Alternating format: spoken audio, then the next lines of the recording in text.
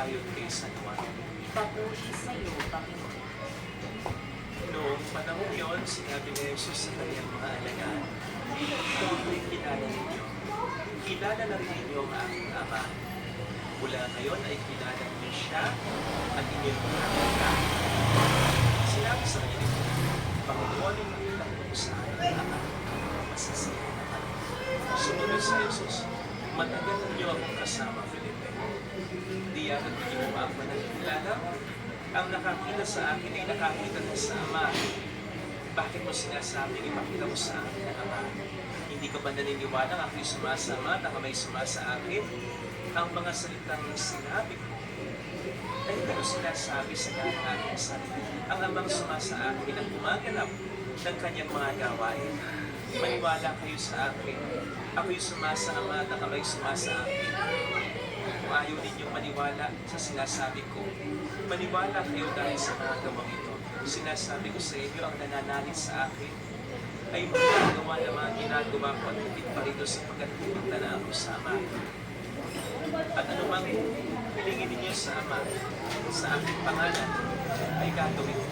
Pagpapanalagaan ng Ama sa pamamagitan ng anak. Gagawin ko anumang hilingin ninyo sa pangalan. Mga kapatid, ang mabuting balita ng Panginoon. Papuri ka namin, Panginoon Jesucristo. Welcome sa Our Lady of Laslan Pasay Parish, kung saan nais na pumiyak. Kasamahan tayo ng mahalay na sa pakiyak sa magdarasal upang maging maayos sa lahat. Dahil po natin sa ating Ebanghelyo ang request ni Felipe kay Kristo. Panginoon, sa amin ang Ama. Kay Kristo, nakasasabi pa lamang sa Kanilang bar na lang kaya? na sino bang nakakilala sa Kanya ay nakakilala na sa Ama. Sino bang nakakita sa Kanya ay nakakita na sa Ama. One bar na nga lang din.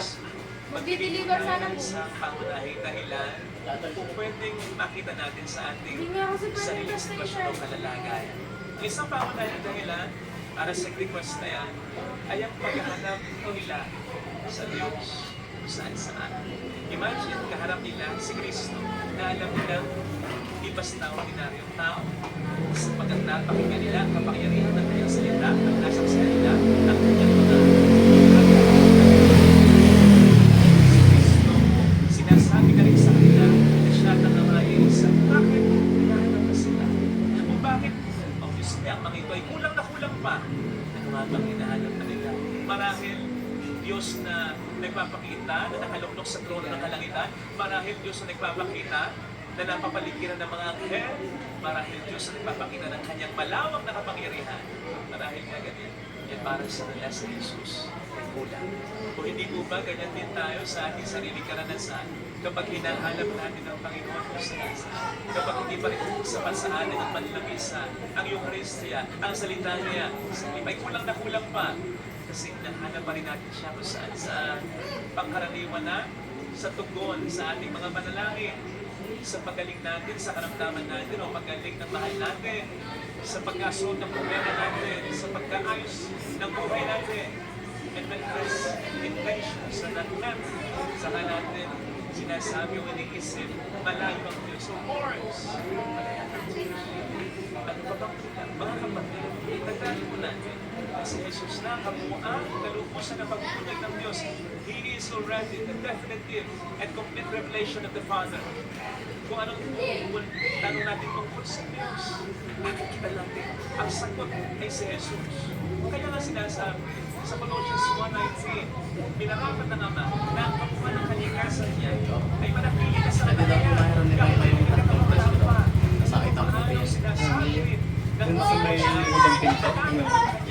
Ganun yung masaksakan. sa baptismo, sa pagkasabi niya, ito, katawan ko, ito, dugo ko.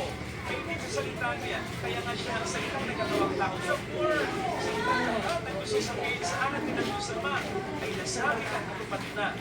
Jesus na anak ni Friends, kung ito ay hindi pa mga sapat, kaya mag-isip na ang Diyos ay magbibigay pa sa atin ang karakter ng pagbubunyag tungkol sa kanya ng mga naninigay. Pagbubunyag. Because exactly that will be done for us. Kapag ibinigay pa niya ang sinasabi. Baby yun eh. Pa ang lahat ng kanyang mga ginawa. Walang pa ang lahat ng kanyang mga naging pagpupunya. Kaya hindi niya gagawin niya. Sa akin, tayo pa. Kaya ang tao,